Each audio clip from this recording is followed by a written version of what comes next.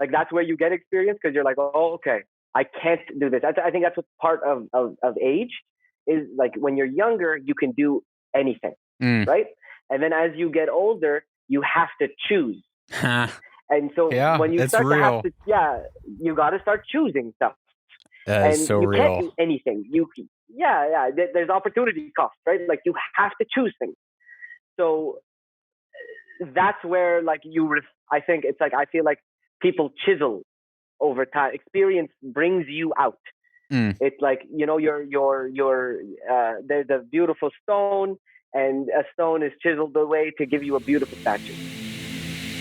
Welcome to Own the Future, a podcast made for and by change makers, where we gain the courage to own our story, the freedom to own our craft, and the power to own the future. I'm your host, Lucas Skrobot, and today we have Waseem Sendi on the show. Waseem is the founder of Diggin' It, which is an Arabian luxury beard oil company out of Jeddah, who was featured on Shark Tank Arabia.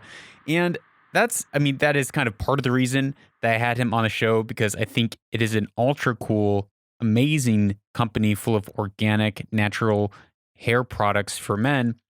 But the thing that really caught my attention was that he studied biology, anthropology, and religion. And on top of that, he has a master's of science in social work. And so those are kind of all the things that you and I have been talking about and exploring and diving deep in on this show. And so I thought it was fitting to bring him on. And one thing I want you to be paying attention to throughout this, which was that intro clip that I played about chiseling away. And think about, as you listen to this, how can you apply this to your life to begin to chisel away more, to frame your life, to frame your story? Because in this episode, we are talking about all those three things: the courage to own your story. How are you framing your story, framing your narrative, accepting the pain in your life and facing it? How you how you having freedom to step into your craft, having the ability to say, actually, I'm not able to do this. I am able to do this. Again, framing. And then the third, how are you going to own the future? Because it takes these things to step in to your destiny. Without further ado, here's the episode with Waseem. Waseem, thank you so much for agreeing to sit down and talk remotely. You know, that's kind of the only way we get to do it these days. But I'm really Yeah. excited to talk about you, to talk about your journey. Um, there's so many directions, so many things that I want to hit on, and I'm confident that we will be able to do get through everything that we need to in this hour. And where are you by the way right now? I noticed that it's very bright outside that window. I'm I'm currently in Toronto. Okay, In you're currently Toronto, in Toronto. Canada. So you're not Yeah. in Jeddah right now. No. No. Okay. So No. Yeah. the place that I want to start, normally I start at the beginning, kind of in people's childhood, and then I bring it back into the modern day. But I want to actually go backwards with you. I want to start where you are at right now with your business, your beard luxury organic. I'm guessing it's organic. Um, Looks Yeah, amazing. it's natural. Yeah. Natural. Thank you. That's the word that I'm looking for. Digging It, based out of Saudi Thanks. Arabia, and just it Yeah. looks like a very cool brand. The marketing's on point, um, and I love even Thanks. the story behind it. How you started out from your house. It was because you were in Jeddah. You were looking for a product. Everything was made in Australia or Canada or the U.S., and you started it out of your house. Yeah. And just recently, I guess it was probably last year sometime, you were in on Shark Tank. Is that correct? And Yep. Yes. I want to start there with a little bit about your company, a little bit about your business, and then I want to ask you some questions about that Shark Tank interview. I watched it, and man, that looked like it was like high paced. So I'd like to start with you with kind of your heart behind your business, etc. Okay. Um. Uh. Like we can So, I mean, we started it back in the kitchen, much like but 4 or 5 years ago. I just like you said. I just noticed that there was a lot of other Arab companies, a lot of other companies operating in the space. It was a new kind of thing, and not finding an Arab one, it was like a no-brainer. Yeah. It felt like a no-brainer at the time, and then the name followed suit. So then we were like, "Oh, what are we gonna call it?" And then like my wife and I sat down and were like, "Oh, it hit us." Someone asked her why is he growing his beard like that? Like how are you putting up with it? And she said, and her response was, "Why I'm digging it." Huh. And they're like, "Oh, that's it. That's the word. That's it. Digging it. It's perfect. It works. It's so cool." Um, and I was really naive at the time. I thought it was going to be like up and running and like done in a month. Um, but that's obviously not what happened. And year on year, you figured things out as you move along. So we started with like we didn't really know if this was going to work or even how to do any of this stuff. So my background in like social work and Right. like nonprofit management and stuff. We brought a partner on right in the beginning who was a chemical engineer, and so she like I literally walked around with like six for the first 6 months. We ordered like a 300 empty bottles and then just filled them all up and started doing it that way. And like I remember like it was just filling up little bottles and every sticker, everything, making a formula, getting something out there. And then it's been like figuring out the next step at every point until like the Shark Tank was a really big.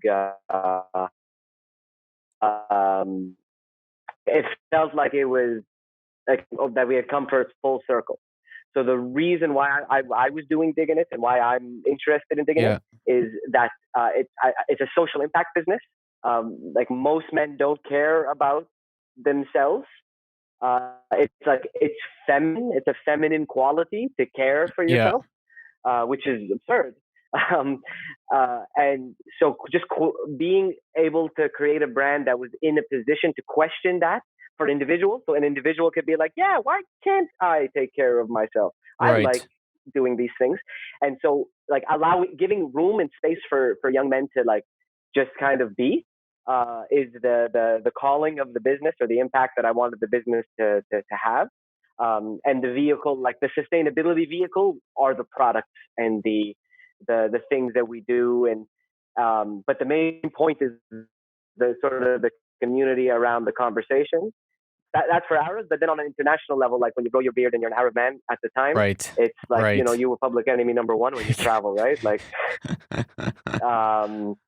and like, so was also questioning that through like owning the slur. If an Arab beard was Yep. the slur, Totally. like you own the piece, you own the piece, and like that's what I like. That's why I care about Digging It, right? Those things are the reason why. And I think it shows.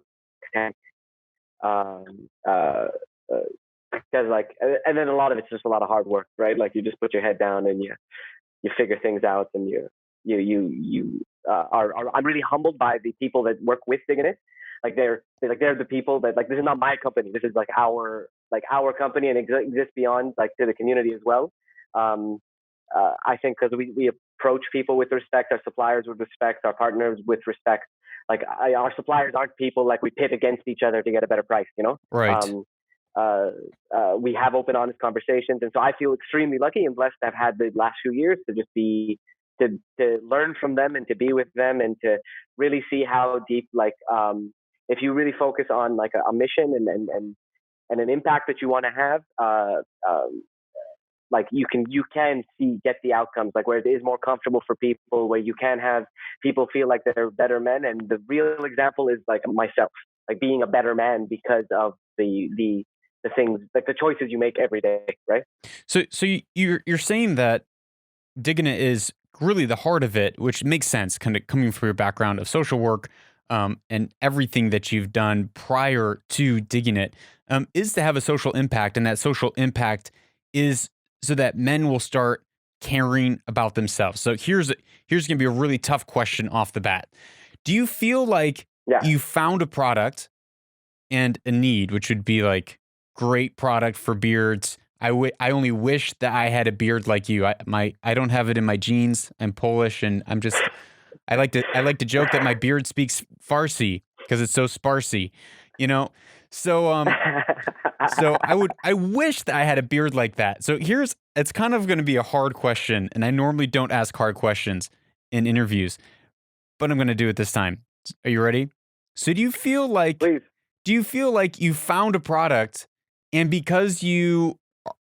just because of who you are as a person of purpose and meaning and wanting to make an impact in the world, which is very evident by all the things that you've chosen to do up before this point, do you feel like you kind of like went through a brand exercise and tacked on, oh, it's so that men kind of have that feeling of, caring for themselves? Or did you see that there was a systemic thing within culture where men were degrading themselves or not taking care of themselves, but in a way that was actually self-deprecating? Or is it just like, oh yeah, guys can have spa days too? It's kind of a combination of things because it happened with a bunch of things. So on the first hand, I mean, I moved back to Saudi Arabia and back to the Middle East maybe like after probably I was about 10 years away, kind of traveling around, working around all over the place. And so I had been working in Saudi for 3 years, and I was really seeing not. I avoid the word toxic masculinity. I don't particularly I don't like that phrase either. But well. Yeah, I don't like it. But the idea that like what was defined as masculinity, the relationship that you could have with people, the types of conversations I had in male-only settings, right? Like what men were allowing themselves to be and not, and also noticing that was changing. Like that was changing amongst a group of people. So the combination, I think, of those two things was like it appeared as a sweet spot. Like it was a sweet spot, and that no one else could fill it but us. Why do you think? Why do you think that's a bold statement? I like the boldness of that statement, but why do you say that? Yeah. Because you couldn't import this, right? Like it had to come from us, and like I believe for the Arab beard company to work, it had we have other competitors. We've had other competitors in the market, but none have. So when you say the same impact, when you say us, you mean that it had to come from the Gulf. It couldn't be imported from outside. So it wasn't saying us as like it had to come from me. I'm the only person that could do this, but it had to come from the Khalij. Yes. Great. It had to come from the Khalij, and it had to be packaged in that way. Yeah. Like it just had to come that way for it to be, because like the game that I'm playing, the thing that interests me when I'm talking about an Arab company and starting an Arab company is it being different from other Arab companies. So I worked at other Arab companies and I didn't like it. Like I don't like it, and there were reasons why I didn't like it. Right. Right. Like I mean, I also went to university and I didn't particularly. I mean, I loved it, but I didn't like certain things about it. Right. Yeah. So I didn't like things about the companies that I worked at, and I understood and I understand that it's a big part of it is an approach. So like you can fill in the value system, right? Right. Easy. Like I can easily do a strategy exercise with you and come up with values, right? Like you do a little brand exercise with your consultant, and all of a sudden you have like a real social impact, and like it's just a banner on a wall. Integrity, accountability. Oh my goodness. Yeah, like communication. Integrity. Like what does that even mean? Yeah. So like we've done those exercises, but generally what the difference is when you start to look at the applications of those values across policies in a company, that's where you begin to see it like not like, okay, and then and I'm a questioner, so I'll question it, and then I'm a troublemaker for doing so. Yeah. And then like, yes, but like you want troublemakers, like you kind of want like, and that's what digging it allows us to be. It's to be the troublemaker. in the sense that we question the application of values, but by applying it to ourselves and doing the hard things, because it's very hard to start up it is hard to start up an online e-commerce company, Very difficult, and a product like a cosmetic-based company in Saudi Arabia. Very difficult in the Khalij. For many reasons. Like it's for a lot of reasons. It's not just like, the States, like you can get things done in like so quickly. There are an extension of services right at, like, you literally plug and play. My brother got into online fulfillment after like about 2 years, I think, in the company of us like operating, because I'm like, dude, how can there not be third-party online fulfillment services? Like, how could there not be these things now? Yeah, right. And so, like, we were part of that wave of things like working in that manner.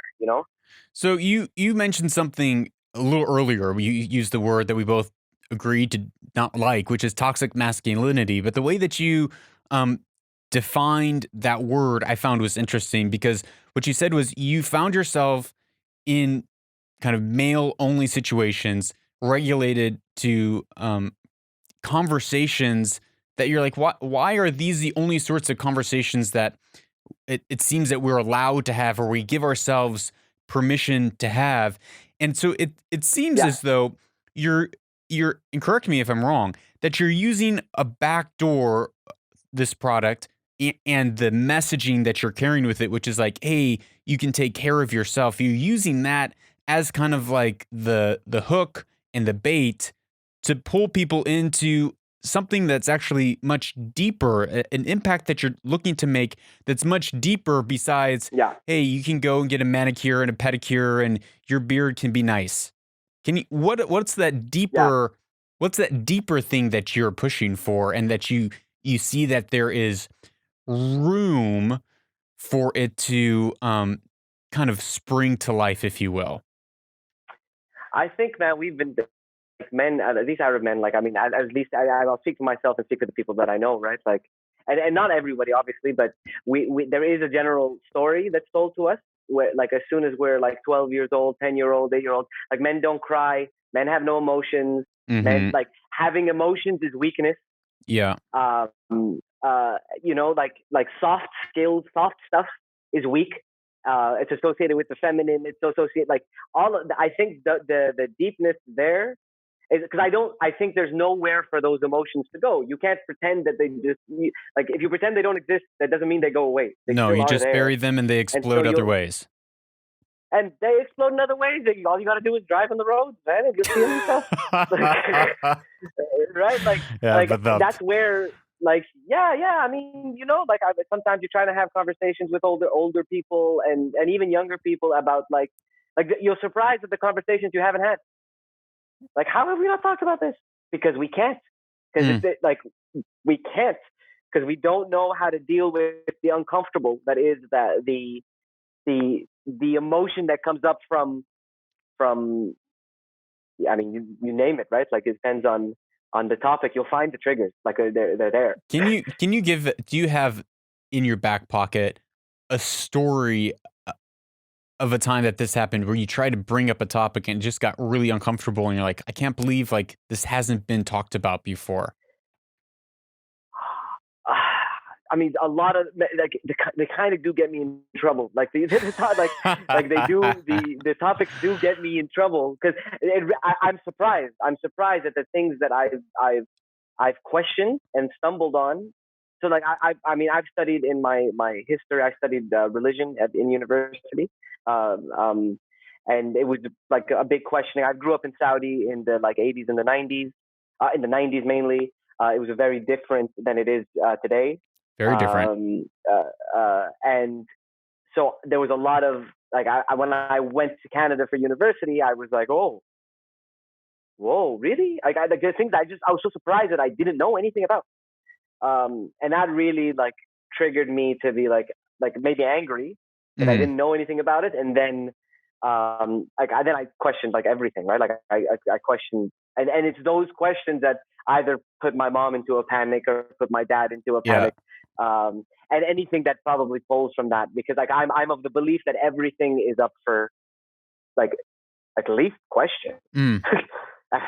At the very least, what would they say is like intelligence is being able to hold a opinion that is different from your own, Mm. to like hold something that you don't necessarily agree with. It's not even your position, but you can hold it so that you can think about it. And I think Yeah, that's absolutely. the like the thing, so we can like process things and work through things. So so I may have to like say Right. I have to be careful on what I bring up. That's fair. Yeah, I understand. And I think you bring up a really valid point even there, in that, and it's becoming more and more this way in the West, in America, which is, um the inability for people to have conversations where they disagree with one another, where someone's questioning their worldview, questioning their belief system, their value system, in a way to, as you said, to question and test it. And I agree with you. I think the things that we believe, the it needs to be sought out, it needs to be tested, it needs to be verified. We need to be able to check to make sure, is this real? Is this true? Is this actually yeah, leading us in yeah, a direction, a destination that is going to lead to health? People always say it's not the destination, it's the journey. Well, but the journey brings you to a destination, and where are these yeah, thoughts, these ideas, these behavior, this this way of living, this worldview? Where does it end up? What's the end point? yeah, And that's something that we do need to question and ask, and growing more and more in America, in the West, um, an inability to hold, or to be in the same room, or to have a conversation with someone that disagrees, without instantly falling into just insults and name calling, and it gets yeah, and really attacking, crazy. like, yeah, why are we how we behave? Like, why are we the way we are Mm. now? Right? Like, I mean, it's interesting the approach that you just took, because like I student of history, and they like history is taught the wrong way. You shouldn't pick some arbitrary point in history and then work your way forward. You pick now and you say, okay, how did we get to this? Well, then before there was this. Like, how do you end up with a car? Yeah. Yeah, Um, that's right. yeah, That's right. yeah. Uh, It's like, so I think there's more room. I mean, obviously there's more room for that now. Everything's up for question now, right? Like, yes. Yeah. almost, And that is, yeah, almost, yeah, that is amazing, amazing development right now that's happening, in the region. Um, yeah, so I want to back up into your story, or I've kind of already gotten into it, but when you went to Canada, you're saying that yeah, everything kind of got swept out from underneath you. The carpet got pulled, so to speak, that magic carpet, yeah. and you all of a sudden hit the dirt, and you started questioning, you started asking. Um, when you went to university, were you already thinking, okay, I'm going to become a counselor. I'm going to go into social work, No, or not at all. what was some of your journey, and even beforehand as a child, when you look back into your childhood, do you kind of see kind of signs or signals that, had you known what you know now, would have kind of foretold the direction that you would end up, kind of really diving deep into soft social skills, into counseling, into spending your summers with kids in Canada at summer camps, um, Yeah. and voluntarily putting yourself in positions where you're encountering a lot of pain as you work with kids who have cancer. So I'd love to hear kind of your process and your journey and your story on that. I was like blessed to be able to spend a lot of summers at camp. Like, it's a really big part of my upbringing. So it was time away from, like, it was at Canada, and I was a camp kid. I was a kid at camp, and then I grew up, and a lot of the things that I learned at camp, would be considered soft skills, would be considered like emotional intelligence and Emotional intelligence, yeah. empathy. Yeah, yeah, things along those lines of like leadership, responsibility. Like, I mean, when I was 15, I was taking care of kids that were 10, and then when I was like 17, I was a counselor for 15-year-olds. And like, where I kind of fell in with that, that it's funny. So I took when I finished high school, I did the A levels and the O levels and all that stuff. And I finished really quick. I finished in grade 11 instead of grade 12. Like I did 2 years of work in one, mainly because I found out that I can write. Like I was a good like writer, so there was like at least 3 A levels I could do that I didn't really have to study for, and I just had to like go to the exam. Yeah. And that like I was like, oh, I'll just do that instead. Like why would like I'll just fill up the requirements. And what I wanted to be was a doctor, but I didn't know then that like the skill of talking, writing, speaking is like that wasn't a skill that I could like work with at the time. And I wanted to be like my dad, and because like like I guess what kid doesn't want to be like their dad, Totally. right? Or a kid, and many kids do. And I wanted to be a doctor, and that's when I went to Canada.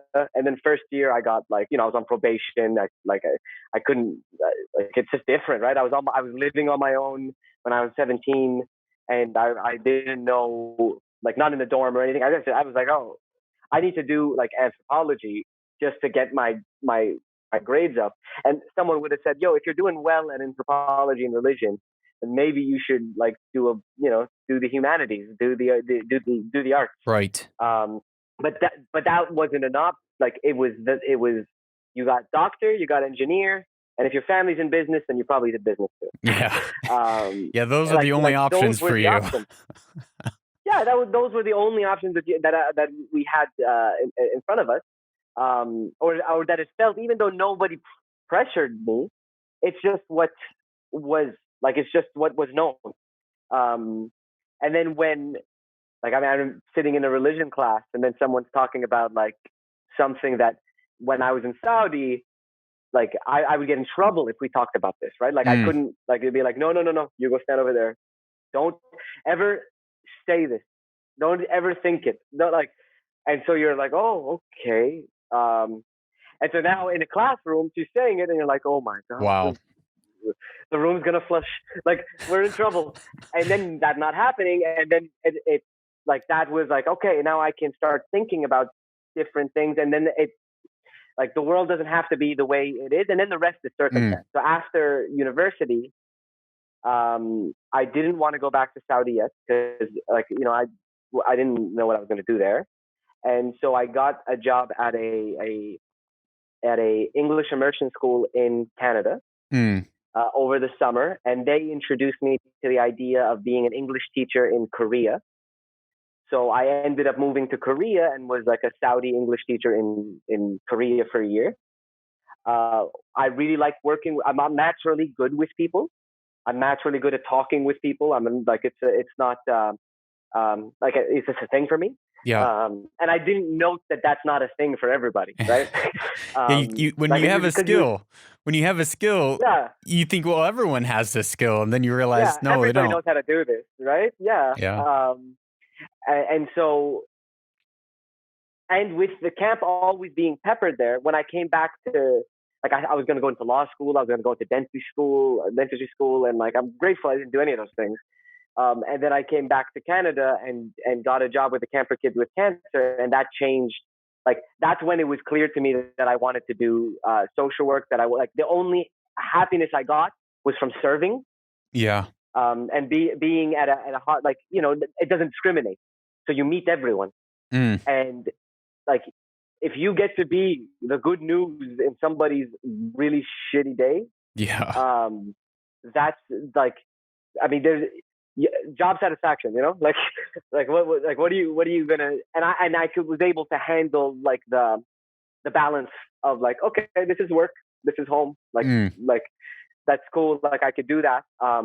And that's where the idea of doing a master's of social work came into my head instead of like an MBA. And then so that's when I moved to New York, did my master's of social work, and then also worked in child welfare and in New York in like the hospital, like for social work, like it's sort of their different aspects of the wide things that social workers can do. But then it was clear, like I work for people, and that's the only like reason that I'm here.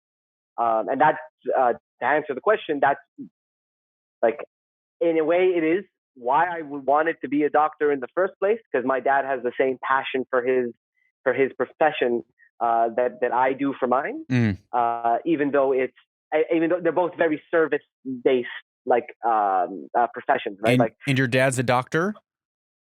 Yeah, he's an ENT physician, so he helps people breathe, Right. or sleep better, or or whatever it is that they do, and he's really passionate about it his entire life, right? Like it's definitely a fit for him, and that that's I think that's what I get from him, and that's why I wanted to be a doctor.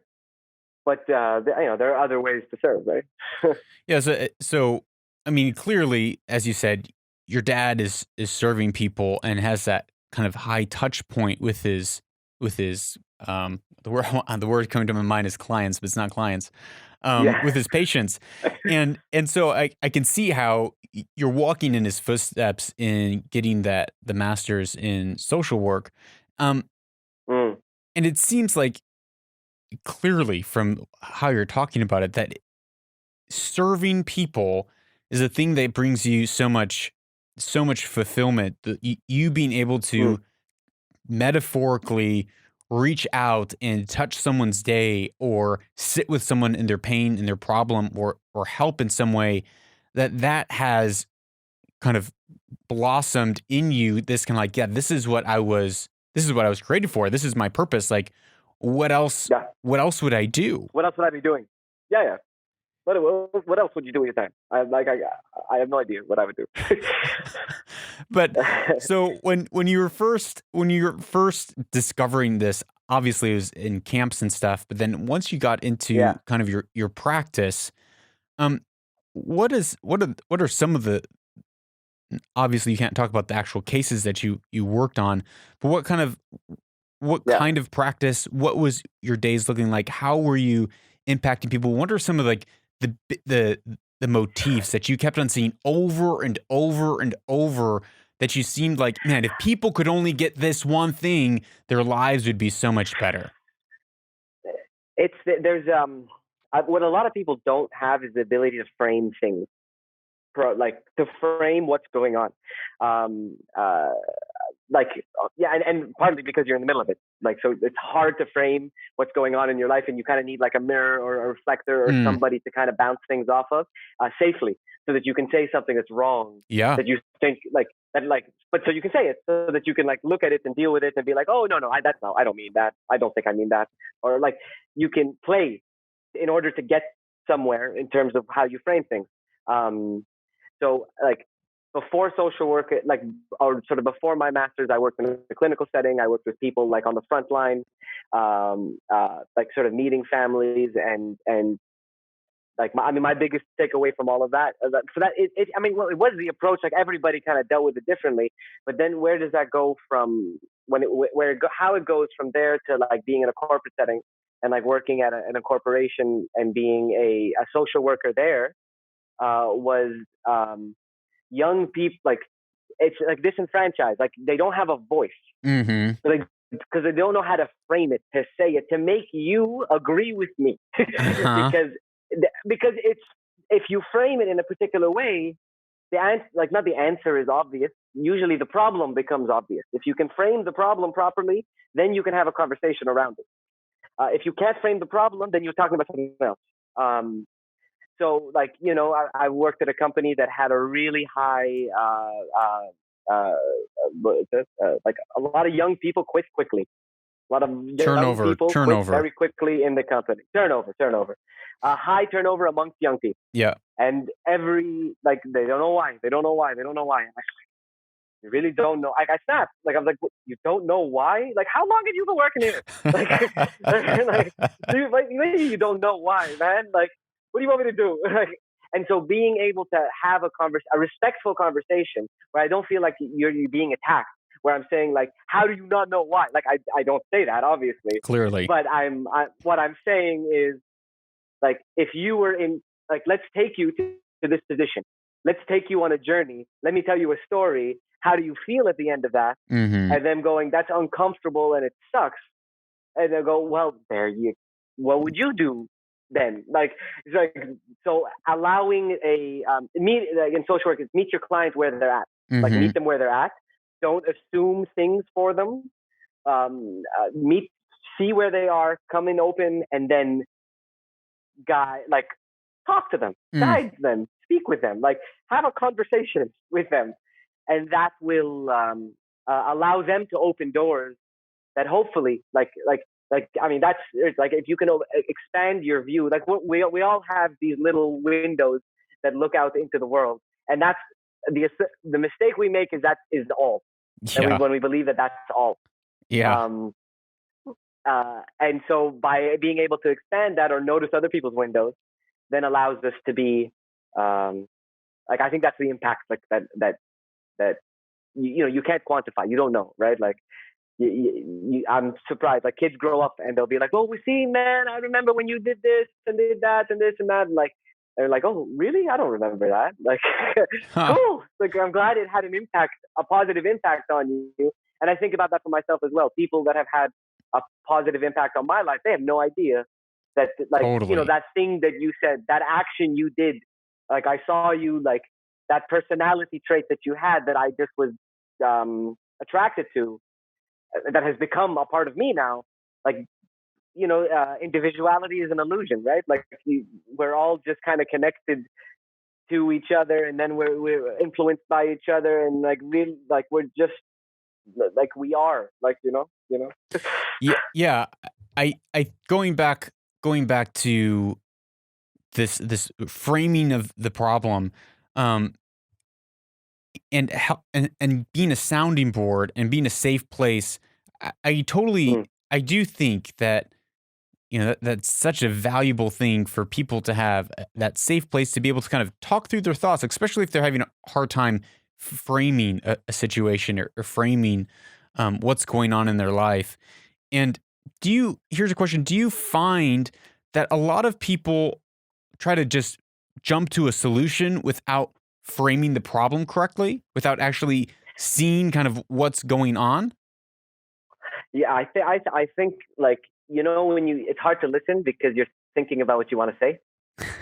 Right? Yeah, I do. Yeah. You're like, I'm married and I have 4 kids, so I'm definitely experiencing that too much for myself personally. I think, like, because we're always on a rush. Like, we're in a rush to, like, it's hard, because you're always in a rush. You're always trying to get somewhere. You get something to, like, you're always running out of time, right? You're like, it's always disappearing, and that's stress, anxiety, like, pressure. Like, you can't, like, how do you hear? How do you listen? How do you stop? Right? Like, that's why there's, like, a lot of talk on, like, meditation. There's a lot of talk on, like, just chill, like, just sit there. And people get really uncomfortable when they are asked, and some people can get very uncomfortable when they're asked to sit down. I know, I feel it too. I was like, I don't want to sit down. Like now I have to just hold still. What am I going to do with this time? The need for productivity, the need to, like, efficiently handle things, makes us skip, like, the time. I mean, even shock, like, right? Even shock. Like, if you're already in crisis mode and you're already trying to, like, fix things, you don't really allow yourself to go through shock. And shock is a thing. Like, shock's a thing. It's not. It's a thing. It affects people, and it catches up with you, right? Like, you can't pretend it's not there. You can never pretend something isn't, like, by putting your head in the sand, you can't get too deep. Yeah, if you're ignoring yellow flag, red flags, if you're ignoring and pushing down emotions within yourself, if you're pushing down emotions within your kids, that is going to manifest in other ways in their life, in your life, in your marriage. I know in my wife and I, we've had to work on that so much in our marriage. We spent, a year in therapy because, we were pushing down emotions and just, well, nope, we're not going to talk about that. We're not going to deal with that. Nope, this is just, we're not going to, right. And so we've had the fortunately went through that painful process of, okay, we're going to lift up the carpet. We're going to look at these things, and we're going to hold the pain in front of us between both of us. And we're going to walk through and process through this this grieving process or whatever it might be. And the same with kids, that's where, often I think I'm not a social worker, but where it starts, right? It starts with you're learning as a kid to suppress your feelings and suppress your emotions, to suppress your Yeah, opinions rather than having a safe place again. Not like the safe places in yeah, America where snowflakes live, but a safe place with yeah, friends and family where you can have disagreements, not where you can have yeah, where only people will agree with you. And I think that is grossly lacking in yeah, our society, which is why people like you um, are so needed. And so, going kind of as we went on your journey, kind of following that a little bit more mm, in your corporate job in Saudi, um, you reached this point where you decided, like, okay, I'm done with this. Even though I'm doing social work within this paradigm, within this system, um, and correct me if I'm taking your words out of context or portraying them wrongly, but it sounded to me that you were saying I felt like I was checking a box for people in the corporation and just serving the system rather than actually serving and caring for the people that were in front of me. yeah. It's like the reason why I quit was that I'd come to Saudi Arabia to serve people, and I felt like all I was doing was serving management, and what management required. Like, so I felt very much like a dance monkey dance. Like, I can Yeah. speak, I can do a good presentation. So if you're my boss, then it's great to have this guy present things. Look at this Saudi. Go do it. Like yeah, look, he's look at him, look how he speaks. Like that type of I felt like I was in that position a lot, and I, like I'm not here. Like, sure, it's a show, but I'm not here to put it on, right? Right. Sure, yeah, but and my goal was to like utilize the resources of a huge company and turn it around for social impact and social good. And I realized that that was gonna take too long. Like, it just, like, moving a big ship is Yeah. hard. Well, I mean, so many millennials go into these companies these days and thinking, because most millennials are entering the workforce with this grandiose idea of purpose and I'm going to change the world and social impact. Um, and they enter into these big ships and these massive systems, and they feel like they've lost all sense of meaning, all sorts sense of purpose. Um, find themselves fighting against this system that they can never win, they can never conquer, they can never change. Yeah, yeah. Like, I think that's experience. Then what happens? Like, I think, like, that's where you get experience, because you're like, oh, okay, I can't do this. I think that's what part of age is. Like, when you're younger, you can do anything, Mm. right? And then as you get older, you have to choose. Ha. And so Yeah, when you that's start to have real. to, yeah, you got to start choosing stuff, That is and so you can't real. do anything. Yeah. There's opportunity cost, right? Like, you have to choose things. So that's where, like, I think it's like, I feel like people chisel over time. Experience brings you out. Mm. It's like, there's a beautiful stone, and a stone is chiseled away to give you a beautiful statue.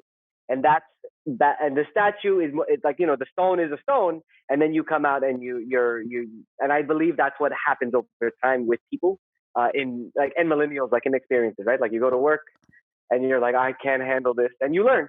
That's experience. You just keep going. So what you decided your way out, and this is not everyone's path. This is, I don't think you would say No. this is everyone's path.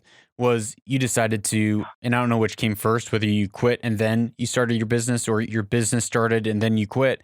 But regardless, you decided, okay, this ecosystem is not for me. I I found what makes me feel like I'm fulfilling my purpose, which is connecting with people, serving people, in some ways, bringing about social impact through your social work. And so you said, okay, well, I'm out of here, um, on to something else. And I think there's so many so many people who, I think there's some who are feeling that pressure and that discomfort, and they want to jump ship, and they shouldn't, because they should stay and let the chiseling process mature them. And then there's other people who have reached a place of maturity where they should jump ship, but they're hanging around because of fear. How can one determine where they are, which one they are, and how can they begin to frame the problem that they have maybe in that position and take action on it, whether it is to, accept their situation and realize that they need to grow in this, and or, okay, this was a season I've learned from, and now it's on to something new. I think like the first bit of that is like the self-awareness, is like the check-in, like know your ability to deceive yourself, right? Mm-hmm. Like of course you do. Of course you're good at it. Like you should, like know your ability in that sense. And then on the other hand, I think what ends up happening, especially if you're in a job or in a thing that, like, if you're not happy most of the time, right? Like not happy, not satisfied, Mm. not feeling like you're just unhappy. It's like time is the only resource that goes and never returns, right? Like, money, you can get more money. Like downsize, you can downsize. Like, Right. upsize, you can upsize. Like you can always, like, there are always things that you can do. But the one thing that you can't do is bring back time that is gone.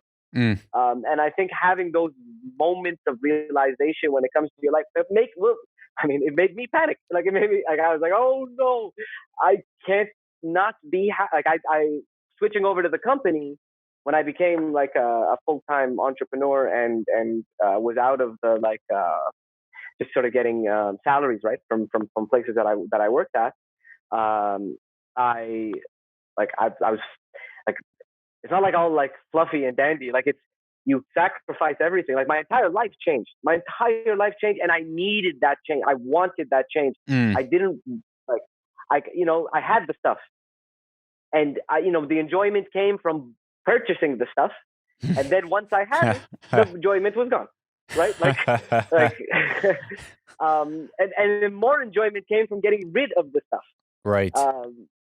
And like the less I actually was able to have, the more mobile I could be, the happier I got.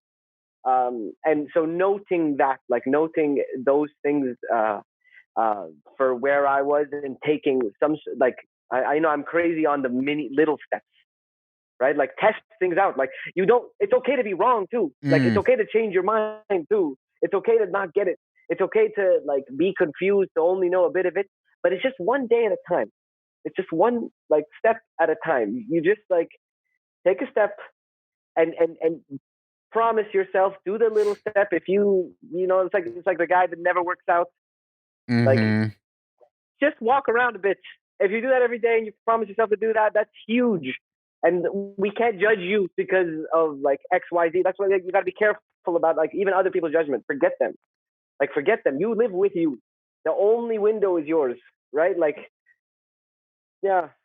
It goes back. It goes back to what you said, of that as we grow older, we become more and more aware of our limitations. And when we're young, we can do anything and change the world. And as we grow older, that stone becomes more and more chiseled away, and who we are becomes more and more uncovered or defined through experiences, through millions of tiny little choices throughout our life. Yeah. And so exactly. It sounds like even in ties even into an earlier point that you made of framing questions. And so often people are like, well, what's the answer? And you're saying, well, really, you have to have the ability to frame a question, and that takes the ability to be able to voice what you're thinking, what you're feeling, hold those things that might be ugly within yourself, and be like, oh, that's inside of me. Okay, how do I deal with that? How do I deal with something that I disagree with? And then that brings us to the point of understanding our limitations as an individual, and then our need for other individuals around us, so that we are not just an island unto ourselves, but that we're actually connected with people to, I don't want to say staff our weaknesses or staff our inabilities, but to understand that as individuals, as human beings, we are finite, we are limited. There's only so much that we are able to do, and having that moment of resignation within ourselves, which I think is probably something that has to happen almost on a daily basis, of resigning of our inability. Um, it's Yeah. that thing that begins to open our eyes. The limitation is the thing that begins to open our eyes to what we might be able to do, what we can achieve, and can bring us a sense of meaning and purpose and destiny in our life. Yeah, I think it's a very like humble position, right? Like knowing what you can't, like like that those boundaries. What was it? The Colin Powell said this, right? Like in the discipline, like boundaries allows you to grow and thrive. Ah, Like the yeah, more you pull everything in together, the more you can go. Like you can yes, build into a position. Um, and I think I think I think it's spot on, right? Like and but I also think that the added issue, like sort of tying it back to the man thing, is that like for men to have these types of conversations. I mean, even how we look at like mental health, having a sounding board to help you be more self-aware. right. We don't see these things as essential. We see them as like the light fluffy stuff. Yeah, Um, where like I mean, knowledge of self, like where like that is I can't imagine something more essential. it's the most essential. How do where do you start from? Who are you? Yeah, I mean, if people aren't able to have, a similar conversation to what you and I are having right now, in the fact of Yeah, vulnerability and admitting that we were hurt and pain and emotions and betrayal, everything that's happened in our lives, if we can't face that and then on top of it have the humility to be like, here are my limitations. Um, how can we be healthy leaders?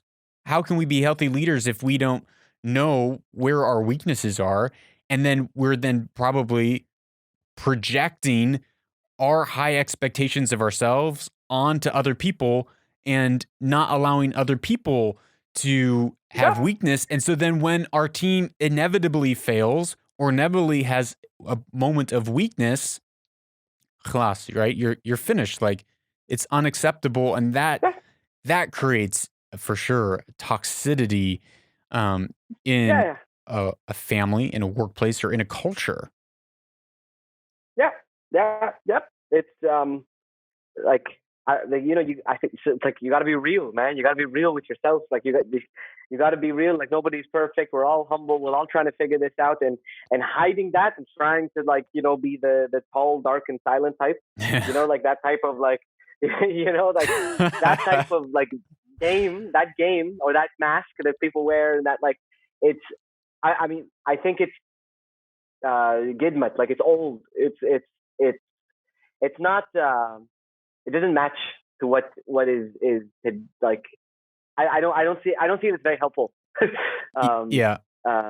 yeah, and so doing stuff by example, like taking the hard step, right? Like taking the hard step, um like that's leadership, right? Like leadership is taking the step. Like if you have a team and you are the lead, like you don't have to have all the answers. You don't have all the answers. You're not gonna have all the answers. What you're doing, you're framing the team. You're framing things. You're framing, like you're keeping things on the horizon. You're on the edge, right? Like I think that's what like leadership is. Like you don't lead from the back and you point them forward. You lead from the front, and so you do the hard thing on yourself, Mm, on yourself, yes. and so that will build empathy for others when they're doing the hard thing too. Because like then you're like, oh, I don't judge you for like being all like shut down. I don't judge you for this. I don't judge you for any of these things. Like I know it's hard. Like you just said, like dealing with the thing between your wife and you. It's you can relate to the challenge of it. Hmm. So when when your brother or your sister or someone comes and talks, is like, yo, I'm having some trouble. You're not like, man, here's what you got to do. Like it's, I hear you, and just being heard is Yeah. a Oh my goodness. not Just being trying to heard. solve. And Yeah. To just be heard. and that's what you were saying about with leadership, and you slipped it in there, and you said that leaders Yeah. aren't supposed to have all the answers, right? When you're leading, you are a person that's framing the problems so that the people who do have the answers, your team, are able to problem solve and come up with innovative ways of of arriving at your destination or completing whatever Yeah. challenge, Moving forward, taking moving steps, forward. doing something. Right. Yeah. And another thing, and this is kind of going back 2 or 3 steps, is what you're talking about is those limitations. It's like if you have a river, I always think about this. If you have a river without riverbanks, it becomes a swamp, and Yeah. nothing lives in a swamp. But it's with those high riverbanks that you're able to control the direction, the power, the force of your life, and that's all through discipline. That's all through those limitations. And as leaders, we need to realize where are our limitations as we lead our teams, where are our limitations as individuals, and how do we not overstep our boundaries when other people are struggling in their roles. But if we need to obviously come alongside and help and serve, but not just take something from someone, because that for sure is not going to help in the relationship. It's going to only further the power imbalance, and it's going to disenfranchise your team. Yeah, that's social work 101, man. You got it. Yeah, lots of years of counseling. So, learned a thing or two from my counselors, therapists. I'm grateful. But I want to, I don't know where we're at a time, but I want to circle back to, oh, we're good. I want to circle back to one question, and then I want to hear about your time on Shark Tank. So my question is, I guess 2 questions. One, if someone is in a position, most likely a male, in a position where they feel as if their situation, their social group is toxic, where they're not seeing the sorts of conversations that they want to have. They feel like this is, it's their friends, it's their mates. They want to see some sort of transformation. What's like one simple step that they can take to take that leadership, to stick out their neck, to be vulnerable in a way that might help spur on more vulnerability or more openness or willing to grow within the group? And what can they do if it doesn't quite go the way that they envision in their mind? I think knowing it will probably not go the way you envision in your mind ever. Like, I think just like being comfortable with that. I think taking the step, as in, it's easier to work one person than it is to work 10. So if you're hanging out with the boys and then you want to have a conversation about like if you're hanging out with all your boys and you want to have a conversation about how you feel, right? That setting may not work, right? Like it is. Not It's gonna not like, work. guys, I really need you right now. Like, it's not gonna happen. So if you pull them aside, you have coffee alone. You sit like with one person where, like, I need to talk to you. I'd like to talk to you, and it's not about them, but about you. Yeah. And like allow them space to listen to you, and you got to pick the people that like, and you pick how far you want the conversation to go. But I really feel like you use yourself as a guinea pig so that you can relate to the challenge. And if all your friends, like, nobody wants to have coffee with you and sit down and like chat with you, then this might not be your crew. Like this may not be the people that will take you where you want to go. Right? Yeah. What's that thing? You're the five Average. people you spend the most time with. Yep. Right? Absolutely. Like that's so like and that's your choice, right? Like your time is like that. Yeah, that's you. Like, and it's about when is enough for you? Like how long, how much time do you want to pass? Like, man, like, cause like regret sucks, right? Like when you talk to somebody that's 50, 60, 70 and like they talk about what they regret, that is a hard thing to see. Like that is I can't imagine what it's like to regret your time, for that. That's scary. Yeah, that is regret. thinking about if you spent 50, 60 years with your boys, with your crew, you know, really Yeah, wanting something else, really wanting to go deep, really wanting to be vulnerable, and to end up, at the end of your life, missing probably out. really jaded, cynical, embittered. That is Yeah. sad. And yeah, like you know, as I say, like, show me your friends and I'll show you your future. Like, who are you hanging Hmm. out with? Yeah. That's who you're going to become. And I think that's Right. Like for if they're sure. not if not there for you, if they're not helping you, if they're not like if they're not there yet, then like like it's a decision. Like, okay, man, forget it, guys. I'll see you guys. Like I've seen it. It's happened in crews. Like somebody stops coming, and then Yeah. like they just start showing up as much, and then like you don't see him much, and then like maybe he'll have a coffee with a few and stay in touch with a few, but like I mean that happens to groups all the time, right? Like it just I found like high school friends. It happens with high school friends because like Yep. you don't pick that, and then you just kind of like and as time goes on, you chisel, you create your group, and you so if you don't have that now, it's not beyond you. It's a commit. Like you got to make room for it. So if every Thursday night you're going to the same group of people that aren't doing it for you, then don't go to that Except people for Thursday this night. Thursday, coronavirus has canceled your hangout this Thursday, but in a couple months, Yeah, inshallah. inshallah, inshallah. So the other question I had is, you have seemed to, from an early age, really kind of clicked into something that a lot of people take their entire life in searching for, hoping to chisel away and find, which is purpose, which is a sense of Mm-hmm. fulfillment in your work, in your life, in your meaning.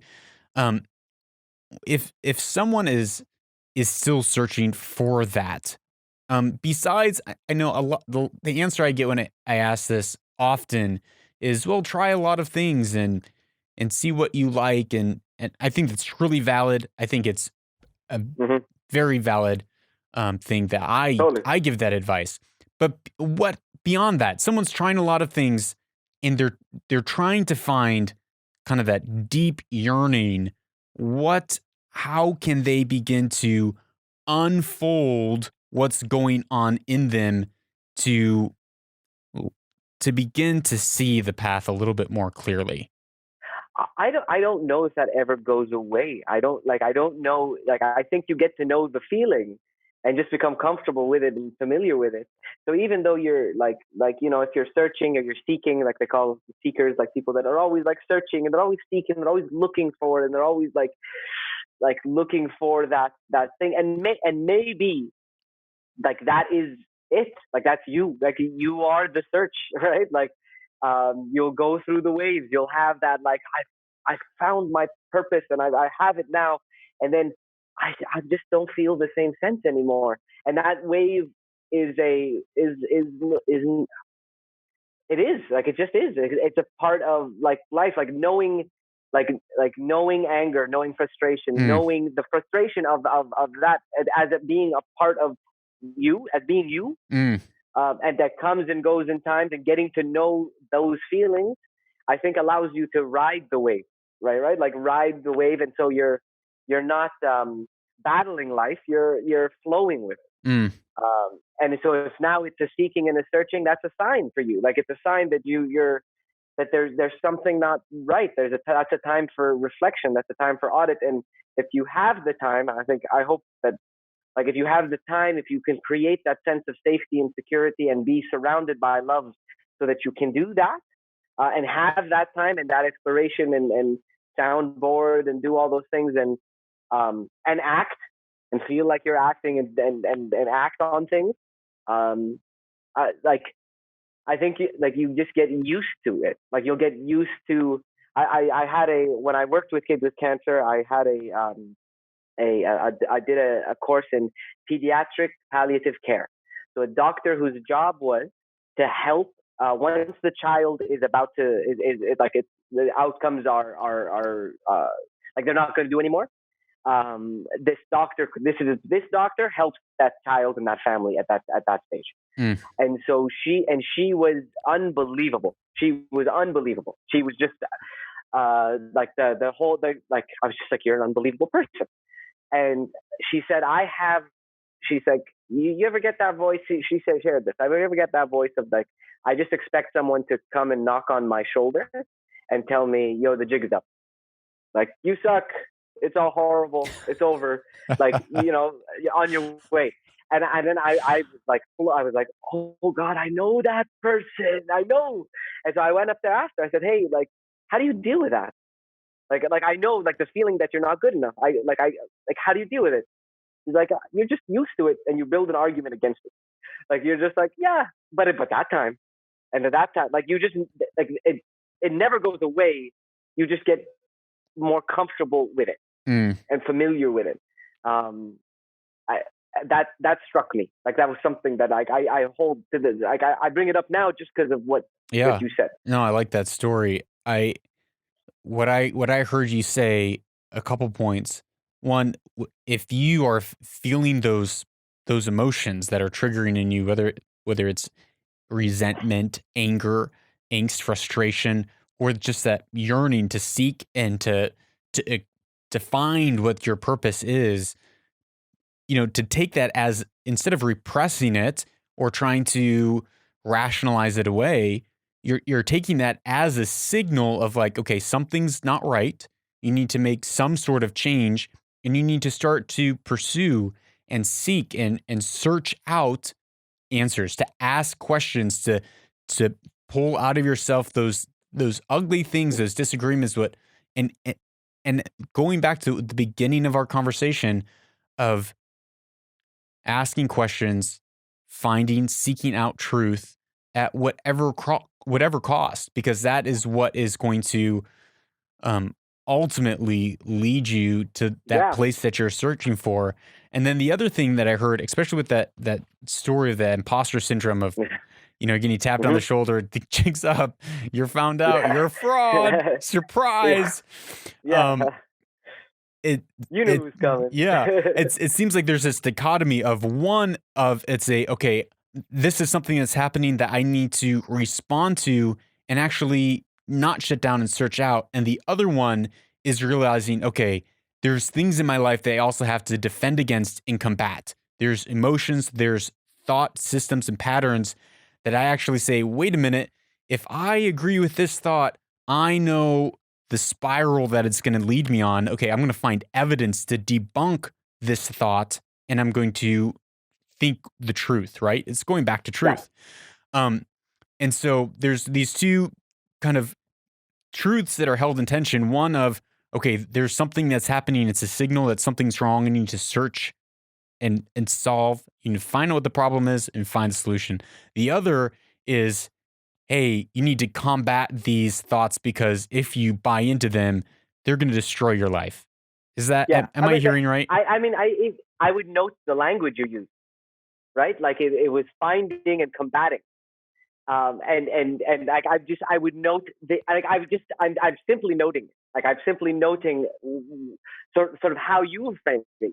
Like, and so that, cause that's you, like, I mean, that's you, it's inside, it's how you frame it. And I noted for myself how I frame the story. And I think it's like, sort of the added thing is just like making room, making space. Like, you'll never have an answer if there's no space for an answer to find absolutely itself, like, to appear, right? Like, if it's like, I think we have absolutely no control, but we have more control than we think. Exactly. That is exactly right. So finding comfort in that position, in like that frame right there, I imagine that's like, you can live in that space for a while, right? Like, and that's life, like, life is what happens while you're planning it, right? Like those types of like words come into my mind, those phrases come into my mind as we talk about this. Oh man, it's true. That tension, that is a tension that we have to live in, that we have to figure out how to live in, we have to walk through. And that one for sure, that one never goes away. We're in control of everything and not in control of anything. You get familiar with it. Yeah, this is like, yeah, I mean, I just like, that light smile, like that just light smile at the position. If we, I mean, if we have that privilege to be able to smile, right? Like if we have, like, it's life throws things at you all the time. Like we're in it now, man. Like we're right in the middle of it, right? Like no one chose this, no one saw it coming, nobody prepared for it. Mm-hmm.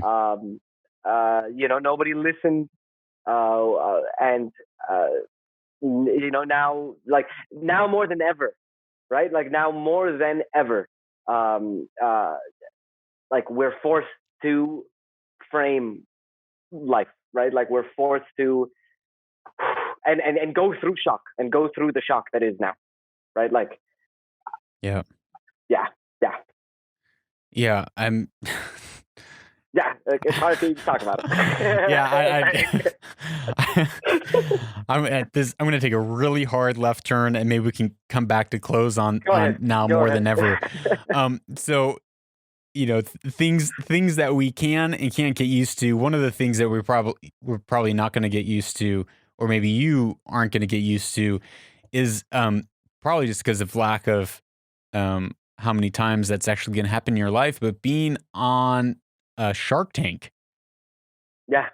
And I watched that episode, and man, you seemed like you prepared really well, that you had all your talking points, but it seemed like you were somewhat nervous. And especially when they started drilling you with those questions after your presentation. You said that it was they grilled you for 45 minutes, which in my mind, they must have been really interested if they're going to talk to you for 45 minutes. But there's only 15. There's only 15-minute episode or something of show. So what was? I mean, in the show, they were like rapid fire. Yeah, and it's really fast. Is that like the whole time for 45 minutes? Rapid fire questions? Yeah. It happens really fast. You really only have like 3 minutes to present. So like you have an opening 3 minutes, and the rest are Q&A. And they really want you to get to the Q&A pretty quick. And Q&A is fast. Like, so I'm bouncing off of like 3 or 4 people asking questions at the same time, right? Like they're like, and you're like, hold on, I'll get to you. Hold on, like let me like, and you're going, okay. I've never pitched an investor like that. I've never pitched 5 at the same time, and I've never been on TV. Gosh. And so all of those things together, man. like you just don't like I remember what's funny is what happens before you go in. So like when you're in the studio, I'm in there like waiting in the back, and like there's 10 other people, and then you start to ask them like, yo, what's your business? Like I asked the first dude that came, what's your business? He told me, and then I had all these questions for him, and then he was getting nervous, and I was like, oh, I should shut up. Like this is not the time for us to be talking about each other. This is right now. Let's just go into our own space. And literally like paced when I was in there, they were shooting, and I'm trying to be on, and once numbers started coming up, like once, not when we asked about like the numbers, but once I got the first offer, right, I really couldn't compute anymore. Like I just couldn't like process. Like I even after the episode, before it aired, I had no idea what the actual offers were, because it's happening really fast. So when I got my offers, and I went and sat down and like had a little breather, and like messaged my partners and came back. I hadn't heard back from them in time, so oh man, I had to go back, and I'm like, okay, let's deal with this. And I mean, I was like, I got to get out of this room. Like I don't like. There's a lot of pressure, and I have a lot of questions, and I would love to do a deal, but like in this setting, I was aware of the fact that like not to be disrespectful. So like, I have a limited knowledge of the portfolios. I have limited knowledge of what you want to do. I don't really know you, and I'm a big like. I culture eats strategy for breakfast. Yes. Right, like the culture 100%. of my company yeah, like my culture of my company is the most important thing to me. It's the social impact. Like it's not just about selling products. Totally. It's just a It's about carrier. engaging and being a different type of Arab business. Like, right, that's the thing that I was trying to be, and that's the identity we were trying to hold. So the question that I would obviously have is like, if I'm going to bring another chef into the kitchen, Mm-hmm. I need to know how So you're going to, like, you important. may mess up my dish. Like, you may mess up my dish. So I don't necessarily, I'm not saying, like, I like them. I'm sure, like, they were actually very nice and very wonderful people. You just didn't have enough data Uh, points to know whether to bring one of these people on and the culture that they would bring and the changes that they would want to make as a massive investor. yeah, The percentages that they were asking for was we're, I mean, 80%. I think they were anchoring. Like, I think, like, like, I read the same books you read. Like, I know the negotiation tactics, guys. You're anchoring so that we land somewhere over here. But I came in hard, and I was in there hard because, like, I knew what I know what I have. Like, I know what I'm doing. The experience that we have in this space is what, like, is and like, you know, I'm always thinking about risk, except, yeah, but, like, I'm always thinking about risks and sort of who can do what and what we actually have and, like, what we actually do and all this type of stuff. And so the things that like they were suggesting and stuff, like, I mean, we couldn't get into, like, okay, what are you gonna do? It really isn't about the money. Like, I Mm-hmm. can get access to funding in lots of different ways. Totally. So the question is that like, what problems are you going to solve? What doors are you going to open for me? What things are you going to do that'll take me, Yep. like, you know, I may be going, I'm 0 to 50 now, and I want to get to 100. And how are you going to get me to 100 quicker? How? Like, what is it that you are bringing that, because it can't just be your cash. Because it can't just be your cash. Because I can get cash without giving Yeah, away the equity. they want to even give you a loan, right? Because they wanted to split the financial, like, the thing. They wanted to split the way it Yeah. I was like, oh, that's like, I think, not whether it was a good or bad deal, but I do have other partners. I do have, like, if we're cutting this up, and I know the attractiveness of the idea, and having had a few years of, like, I told them this is, to me, proof of concept. Yeah. Like, everything Yeah. up to this point was a proof of concept. I don't really think we're done. And all of those things, I mean, as a investor, I'd be like, oh, I love that. Like, I just Totally. love someone, like, to be like, oh, I'm just, like, starting. Like, okay. And with something, I could see where they were attracted to the thing. But at that, like, it's just going bam, bam, fast, fast, fast. And I'm like, okay, guys, we need to, like, if we were to have a deal, we would have to sit down, and I would have a bunch of questions that the format of the show does not allow me, because I'm giving you, like, there was a thing that didn't air, but they said, one of the investors that said, like, it's a really risky proposition that you're presenting. And I said, my response to them was, like, risk? What are you risking? Like, Right. you want to talk risk? I left my job 4 years ago. I had a son Right. halfway through. Like, you know, like, my entire, like, risk. Don't talk to, like, with all due respect. Like, I know that it's what is, like, the risk is here. The risk is here on me. What are you risking, right? Like, yes, but, like, I get it. I get your thing, and that was I guess the right answer, because, like, they offered, like, So and I could see, you know, you're trying to compute all these numbers in your head, and at that point it's just like tons of numbers, yes. and you're trying to figure out, wait, okay, well, how much? Okay, wait, someone's What did they offering, say you know, exactly? 10,000 reals more for 5% less. Yeah, Like, yeah. wait, What does like, that mean and so, in your head? yeah, in your head on the spot. And Yeah. then you sat down. I was wondering, like, did they text those to you, or did you just have to, like, remember what they were and write them down? You came back and you went one by one. You said no. Then they kept coming back with, you know, what about 20%? What about 25%? Wait, don't go yet. Yeah. Come back. Yeah. And Yeah. Yeah. And so on the backside, after you've watched the episode, and with your partners, would you have taken one of those offers had the culture of that individual been right? It had been, or did it had been special circumstances where they're opening like a massive network and distribution for that to work? The main issue was that even together they kind of came in at like because they were coming together, like none of them wanted to come in alone. So like, and I understand that like if you're an investor and you're gonna, like, three of you aren't gonna split 10%. Like Right. there's absolutely no reason. This is not interesting. So if one person came in alone with like at 10%, I can manage the dish, Mm-hmm. right? And then and plus what you're bringing and all that type of stuff. But at 10%, I can manage the dish.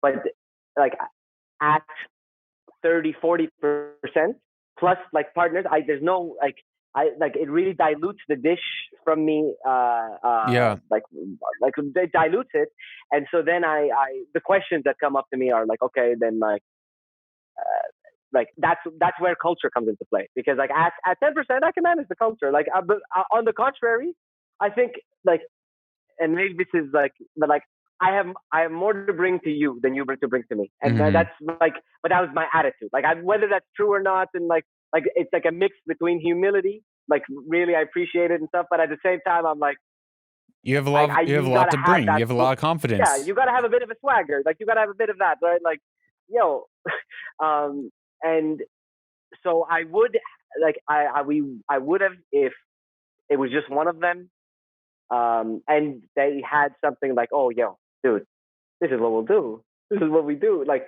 this is clearly the problem that you have, and this is what we'll do to like, this is how I will support you with XYZ.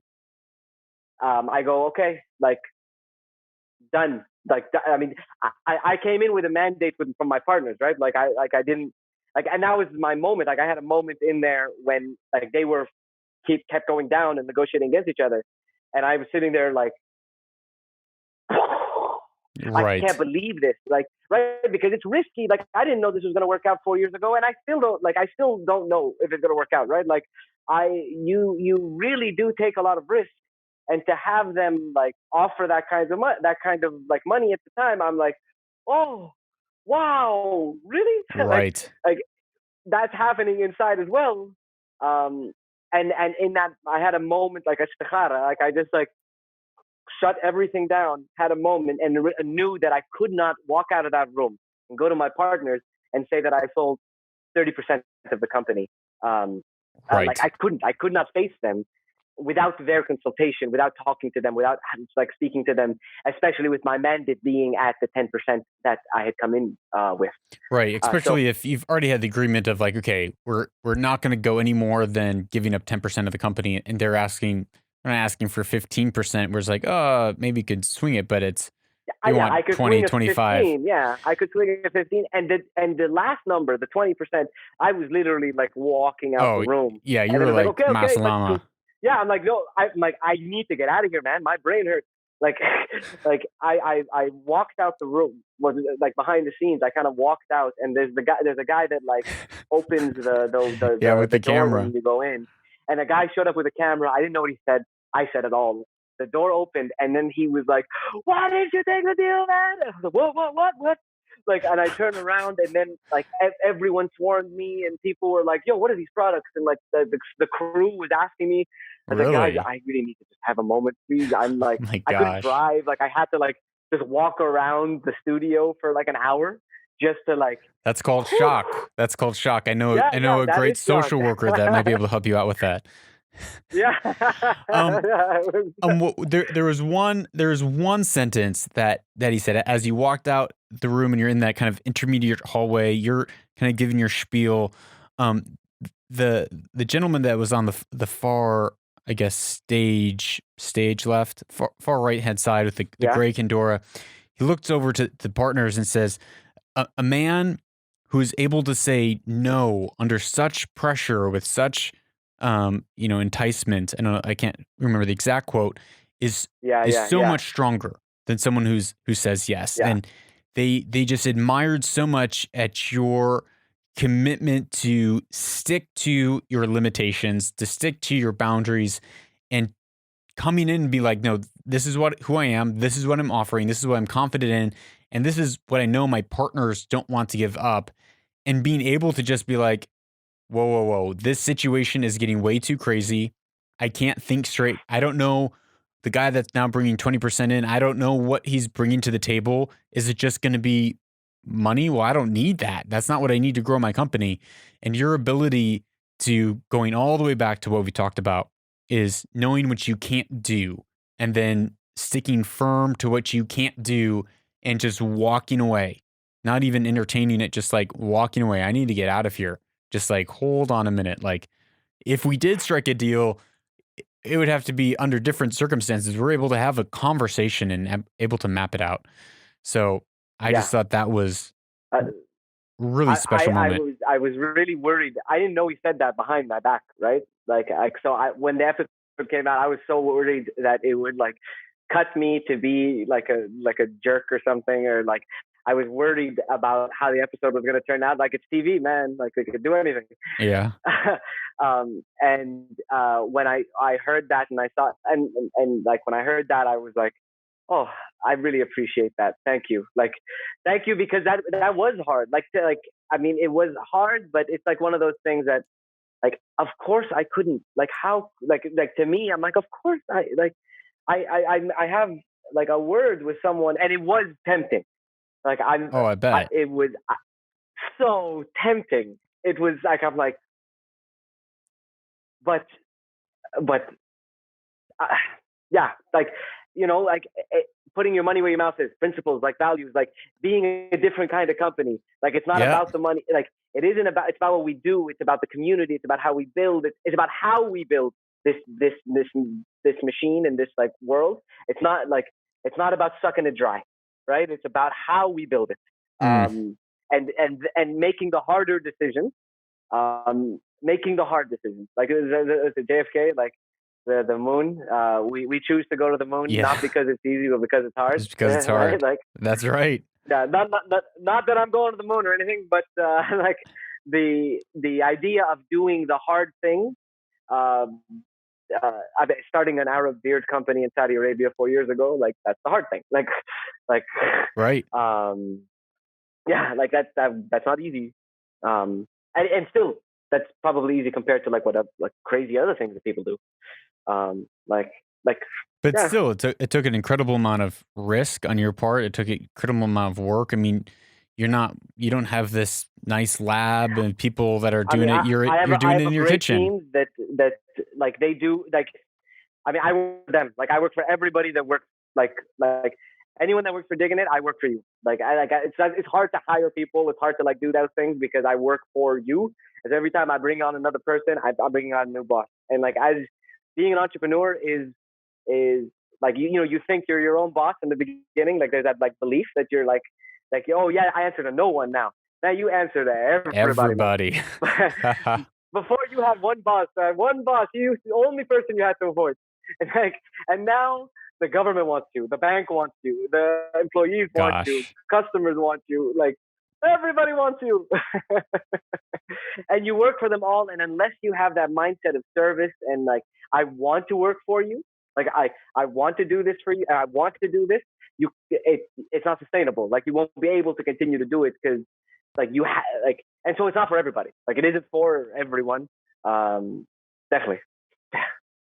Well, Waseem, thank you so much for being on the show and taking time to sit down and talk with me. All of the info to your company, to Digging It, will be in the show notes. Your bio and everything will be in the show notes for people to go and find your product and to find and follow you. And in closing, my last thought is, I love the motto of Digging It, Aish Joik, right? And it's live your vibe, like, right, live your vibe. And I think that is really good in tying into what you just said, which is, it's not cut out for everyone, right? Being an entrepreneur, it's not cut out for everyone. And some of what we talked about is like, okay, my life isn't cut out for everyone and everyone's life's not cut out for me, but I need to know where my limitations are. Where is my boundary lines? Where's my vibe? I'm going to search that out. I'm going to seek out truth. I'm going to land on it. I'm going to find it. I'm going to fight until I realize what that is, no matter what the cost. And then I'm going to live it out. It's not just going to be a theory. Yeah. It's going to be something that I take action on. You've talked about this so much throughout this episode. Yeah. Take action on it, Yeah. small action on it as you go. And that's so valuable. So Waseem, thank you so much for your time. I really appreciate it. I appreciate it, man. Thank you so much for having me. I think you hit the nail on the head when you said it's your vibe. I don't define it for you. Like I live mine, you live yours. Thank you very much. And like anybody listening, thanks for listening to me too, right? Like I appreciate everybody's time. I wish a lot of love, and I think we're going through some really tough times, and I think it's an opportunity for us to show what we're made of, to like chisel our way out of this. I think this is as hard as this is, and as hard as it's going to be, and as hard as like if it never happened before. I really believe that every challenge is for us to make us. Yeah. Tough times make tough people. And like we got this. Like we got this. Yeah. And I just want to share that with everybody. Thank you. I totally agree. Totally agree. Thank you for listening to this episode of Own the Future. I'm so glad that we got to spend this time together today. Please go and follow and check out all of Waseem's stuff. Of course, share this episode with a friend. Don't be stingy. And finally, this is the perfect time to get my book, Anchored: The Discipline to Stop Drifting. I wrote this book when everything in my life felt like it stopped and I started drifting. I kept on lurching and grabbing to try to find where my value came from, because all of my busyness got stopped and swept out from under me. And it was from that place that I wrote this book to help me see how I could anchor my life, stop drifting, and actually take steps forward to reach my goals and actually be fruitful and do things that are meaningful, not just busy work. So please go check out my book, Anchored: The Discipline to Stop Drifting. The link is in the show notes. And remember, I'm Lucas Grobot. You are a change maker, and this is where destiny is woven.